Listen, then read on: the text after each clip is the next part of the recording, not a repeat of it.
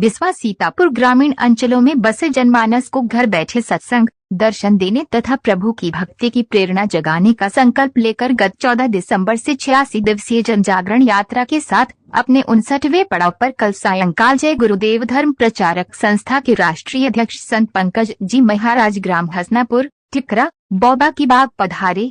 स्थानीय व संगत रायबरेली की बहनों भाइयों ने बाजे गाजे तथा दीप प्रज्वलित कलशों के साथ यात्रा का उमंग के साथ स्वागत किया।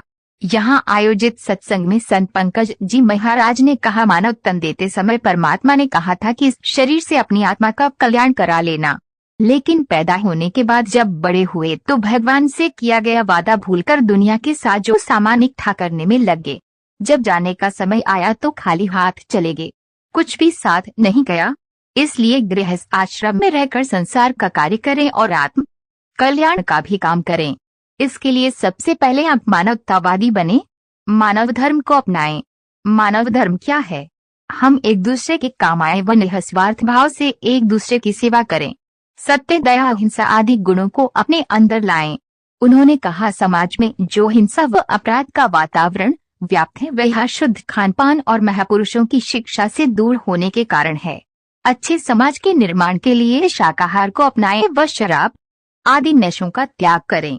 जो भजन का रास्ता आपको बताया गया, यही भगवान का भजन आपके अंत समय में काम आएगा। रास्ता सच्चा है, जब आप भजन करेंगे तब अनुभव होगा। आगामी 13 से 15 मार्च तक जय गुरुदेव आश्रम मथुरा में आयोजित होली सत्संग मेला में पधारें।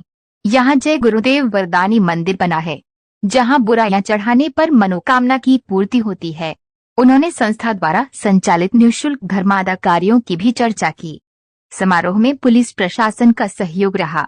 इस अवसर देशराज यादव, प्रेम कुमार, वीरेंद्र, ग्राम प्रधान बब्बर यादव, बाबा शिवराम दास, राधालाल, सतीश सिंह, हरिमोहन जायसवाल, राम कुमार विश्वकर्मा, राजकुमार भार्गव, संत शरण आदि उपस्थित रहे।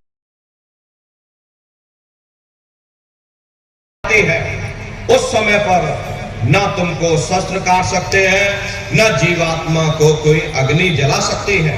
इसका खुद का प्रकाश 16 सूर्य के बराबर हो जाता है। लेकिन जब तक तुम्हारी जीवात्मा इन खोलों में बंद है, इन शरीरों में बंद है, तुमको सुख और दुख की अनुभूति होती रहेगी।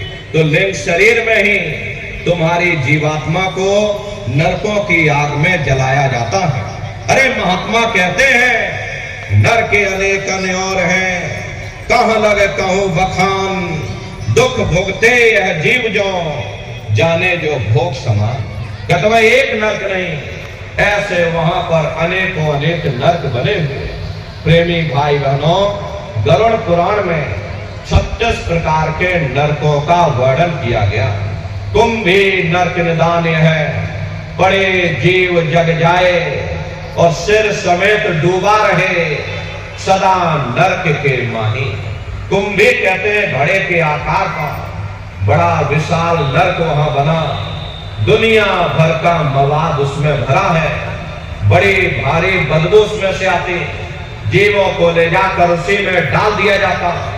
कुंभी नरक कल्पलो वासा, मुख में नरक नाक में श्वासा। कल्पलो वासा यानी 1000 चौकड़ी युग का एक कल्प होता है, और कल्प लोवासा यानी युगों युगों तक ये जीव नरकों की सजा को भोगता रहता है। और नरकों की सजा भोगने के बाद में इन्हीं जीवों को सीधे मनुष्य शरीर नहीं दिया जाता, बल्कि ले जाकर के 4 खान 84 लाख योनियों में डाल दिया जाता है।